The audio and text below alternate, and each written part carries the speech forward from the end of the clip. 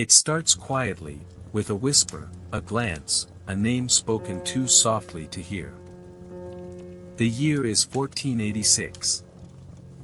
Night has fallen over a small village nestled between the forests of England. The air carries the scent of smoke and damp earth, and somewhere, a hound howls in the distance. Inside a cottage of rough-hewn timber, a woman stirs a pot by the fire. You can almost see her, sleeves rolled, hair unpinned, the faint light tracing her tired face. She is no one special, at least not to those who pass her in the daylight. But tonight, even she feels the weight of the silence pressing against the walls. Her hands move carefully, crushing dried sage and rosemary. She's learned to do it quietly, to make her medicines when the world sleeps. By day, her neighbors call her kind. They send for her when their babies won't stop crying or when the cows refuse to give milk. They thank her softly, but they never stay long. Because kindness, in this age, is something easily mistaken for danger. Outside, the moon slips between the clouds, and the shadows stretch long and thin across the floor. She knows how quickly peace can turn to suspicion. It doesn't take much, a baby's fever that won't break, a failed harvest, a sudden storm. When fear comes, it needs a name, and hers will do. She has seen it happen before, a woman blamed because she knew which herbs could ease a wound or stop a bleeding. Knowledge, after all, can look like power, and power is not a thing meant for women to hold. The fire crackles, the pot simmers, and the woman hums a lullaby she half remembers. For now, she is safe in this fragile moment between warmth and dread. But tomorrow, someone might whisper again, about the way she talks to herself when she works, or the strange smell of her herbs. A name can travel fast on fearful lips.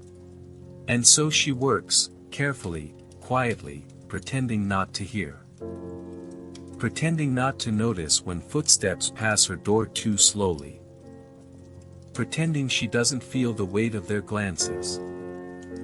In the medieval night, ignorance and fear sleep lightly, and both are easily woken.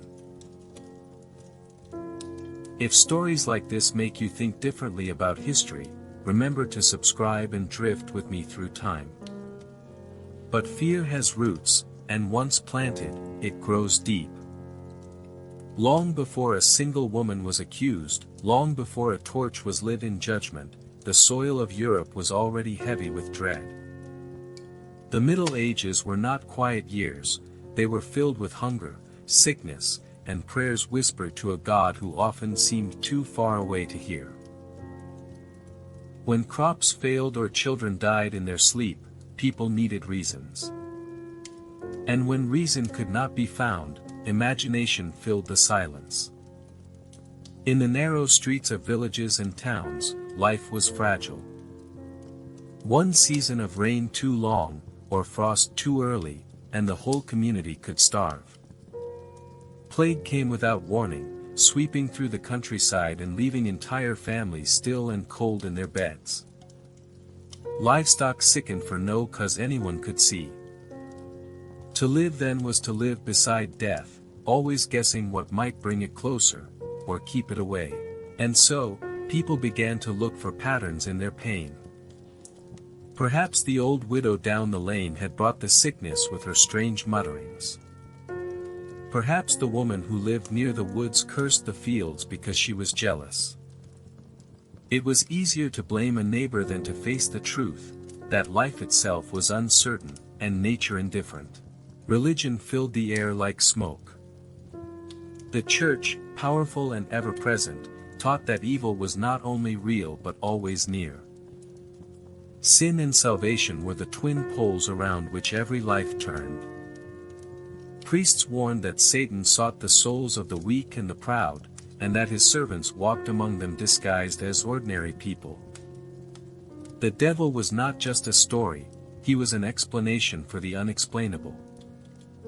And the thought that he might hide in a woman who lived alone, or who knew the ways of plants, was almost comforting in its simplicity. By the 13th and 14th centuries, whispers of witchcraft began to take form in sermons and scriptures. Scholars wrote of heretics and demons, blending theology with superstition. The Malleus Maleficarum, a book published later in the 1400s, would seal the idea that women were the devil's chosen vessels, weaker, more tempting, more easily corrupted. But the seed of that idea had been growing for generations.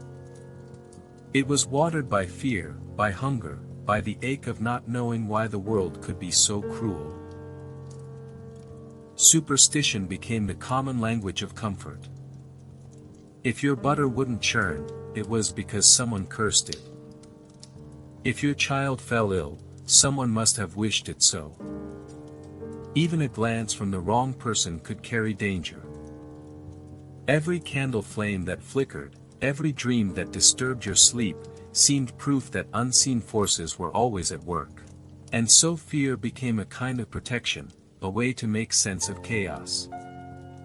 It gave people someone to blame, someone to cast out, someone to burn so that the rest might feel safe again. It was not born of evil hearts, but of desperate ones, hearts that could not bear to live in a world where suffering had no name. If you've ever wondered how ordinary life could turn to nightmare overnight, leave a thought below. I'd love to know. The Church, in its quest to guide souls, often deepened that terror. Priests preached about demons that whispered into women's ears, about charms that twisted God's will. The faithful listened and trembled. Every superstition became sacred truth.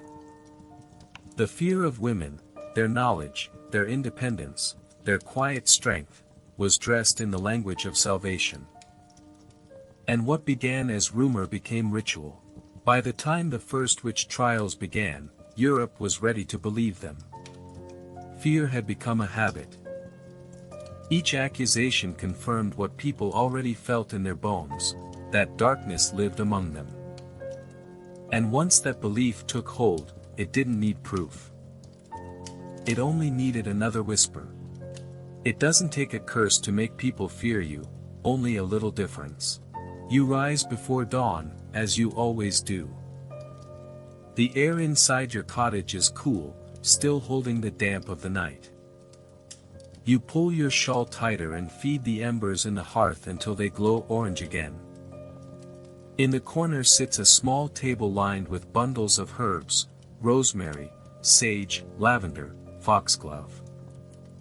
Each was gathered with care, dried in the low sun, tied with string. You know their uses by heart, what cools a fever, what eases pain, what brings on sleep. It is not magic, at least not to you. It is knowledge, learned from your mother, and her mother before her. But these days, even knowledge can look like danger. You work quietly, grinding the leaves into a fine powder. The smell fills the room, sharp and green. Outside, the crows begin to stir, their wings brushing the gray morning sky. From here, you can hear the village waking, a door creaking open, a child crying, the first murmur of gossip. You have learned not to listen, but the words travel easily through small streets. They say a child fell ill last week. They say the cow belonging to the blacksmith's wife gave sour milk. They say someone must have wished it. Your hands pause. You remember how the blacksmith's wife came to you once, her eyes red from weeping, asking for help to stop her pain. You gave her a small pouch of herbs to ease her suffering. She thanked you. But now, when she passes you at market, she looks away. Gratitude turns quickly to fear when misfortune follows close behind. In a world where few understand the causes of sickness or storm, someone must carry the blame. And a woman who knows too much, who speaks too softly, who lives too far from others, makes an easy target. When the midwife cannot save a newborn, they say you whispered over the cradle. When the wind tears the thatch from roofs, they say you muttered a curse beneath your breath. If you hum to your cat while you work, they call it a familiar, a demon in disguise. If your garden grows greener than theirs, perhaps you've made a pact with something dark. You remember the faces of those who vanished, the widow with the silver hair who lived by the river, the girl who sold charms of ribbon and bone. They were quiet, harmless, kind. But kindness does not always protect you when fear has taken root. Each day, you try to make yourself smaller. You keep your eyes down in church, your voice soft at market. You learn to smile when spoken to, even when the words sting. But no matter how gentle you become, you can feel suspicion curling around you like smoke. One afternoon, you walk through the fields, basket in hand. The sun hangs low, painting the grass gold. You stop to gather yarrow and nettle, herbs that heal wounds and ease fevers. But as you kneel, you hear footsteps. A man's voice calls from behind, sharp and uncertain. He asks what you're doing so far from home. You hold up your basket, trying to smile. But his eyes narrow. He sees not a healer, but something else entirely. Something to be feared. Later that week, a woman's child takes ill. The mother remembers seeing you in the fields that same day. It doesn't take long before the whispers begin again. They say you knew the child would fall sick. They say you made it happen. They say your herbs are not for healing but for harm. You try to ignore it. You light your candle each night, whispering small prayers that the storm will pass. But gossip, once spoken, has a way of spreading like fire. The priest begins to visit your neighbors. They nod when he speaks of temptation, of the devil's quiet hand. And soon, people begin to watch you not with curiosity, but with pity and fear. There is no moment when you know for certain that it has begun. Only the feeling of distance, of doors closing softly behind you. The children no longer wave. The market stalls seem to fall silent when you pass. You are still the same woman, the same hands, the same heart, but the world has turned against you. At night, you sit by the fire and try to remember what safety felt like. The candlelight flickers across your walls, dancing over the jars of herbs that once brought comfort. You wonder if you should burn them, if forgetting what you know would make you free again. But you can't. The knowledge is part of you, rooted deep, and even if you could silence it, the fear outside would still remain. It doesn't take a curse to make people fear you, only a little difference. And in this world, difference is dangerous. Would you have survived such suspicion? Tell me in the comments when you wake. Once your name is spoken, it cannot be unsaid. At first, it is only rumor, a word exchanged between neighbors, a nervous glance at church. But rumors have a way of growing teeth. Soon, a priest arrives at your door, flanked by two men who won't meet your eyes. They speak softly, asking questions that do not sound like questions at all. Did you speak to the farmer's wife before her baby fell ill? Did you mutter under your breath when the storm began? Their words feel gentle, but you know the danger hidden beneath them. Fear, once whispered, has become law. They bring you to the church hall, a cold, echoing space that smells of stone and wax. The villagers gather outside, murmuring prayers that you cannot hear. Inside, the priest asks again, have you ever served the devil? Have you met him in the forest?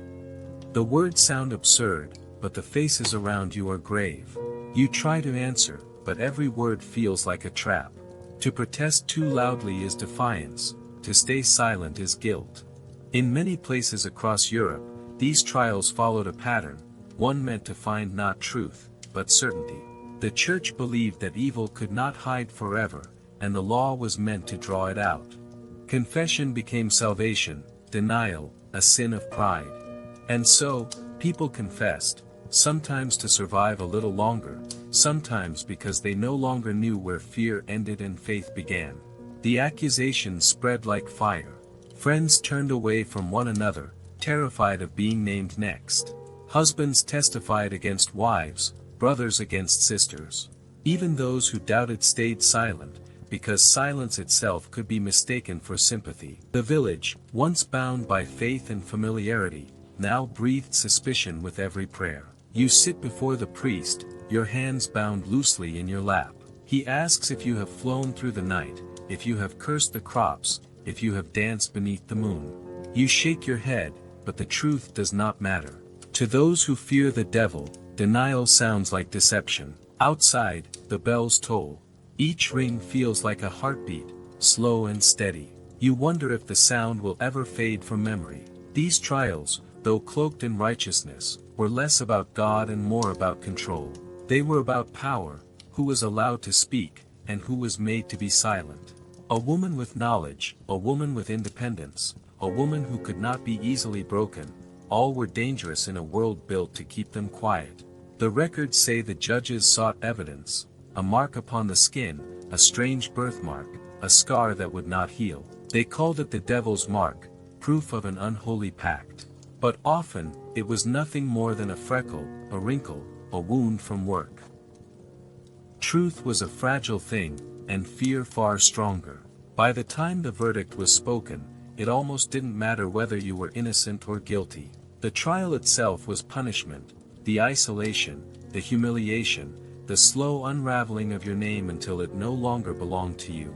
And still, those who watched believed they were doing what was right. They prayed for your soul even as they condemned your body. They believed they were saving the world from darkness, not realizing that the darkness had already found its home, not in you, but in their own hearts, twisted by fear. If history teaches us anything, it's empathy. Subscribe if you'd like to keep listening to the quieter stories of the past. In the end, not all stories are meant to scare, some are meant to heal. The candle still burns, as it did at the beginning. Its flame dances softly against the dark, the wax melting into quiet pools.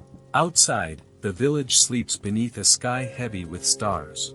The same earth that once trembled with fear now lies still, holding the memory of all who were lost to it, women whose only crime was being seen too clearly, or not at all. You can almost imagine them now, the healers, the widows, the mothers, the girls too curious for their own good. Women who spoke gently to the sick, who gathered herbs before dawn, who whispered prayers that no one else dared say aloud. They were not witches, but caretakers of knowledge the world had forgotten to honor. Their stories linger in the spaces between truth and myth, in the faint scent of lavender on the wind, in the echo of prayers once whispered for mercy. The trials have long ended, but their shadows remain. They linger in the quiet judgment still passed upon women who know too much, who speak too freely, who walk their own path. History may have moved forward, but the echoes are patient.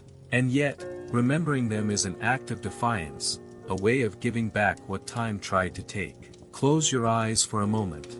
Picture the village again, not as a place of fear, but of stillness. The fields glow gold under the rising sun. A woman kneels among the herbs, her hands steady, her breath calm. She is no longer hunted. No one whispers her name in warning. The air feels lighter, as if forgiveness itself has finally found its way home. There is peace in remembering. It softens what was cruel, giving shape to compassion where once there was only silence. The women who were feared are no longer shadows in a corner of history. They are names, faces, and hearts returned to light. To speak of them now is to keep them alive, not as victims, but as reminders of our shared fragility and strength. Perhaps that is what history asks of us, not to change the past, but to understand it. To see that the fire which once consumed them now burns in the form of knowledge, empathy, and truth. And in that light, their stories are not tragedies, but lessons, of how fear distorts, and how remembrance restores. The candle burns lower, the room grows still. You can almost hear the soft rhythm of your own breathing, calm and steady, as if the centuries between you and them have quietly fallen away. If this story helped you see history more gently, subscribe and rest easy. more quiet truths await you here.